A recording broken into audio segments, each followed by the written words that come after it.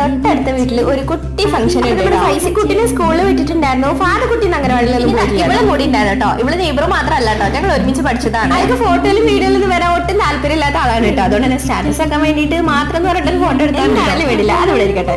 അങ്ങനെ നമ്മൾ ചെന്ന ഉടനെ തന്നെ ചോറ് കഴിക്കാൻ വേണ്ടി ഇരുന്നു കേട്ടോ. നെയ്ച്ചോറും ചിക്കൻ കറിയും തൈരും അച്ചാറും പായസം ഒക്കെ ഇരുന്നിട്ട് ഉണ്ടായിരുന്നത്.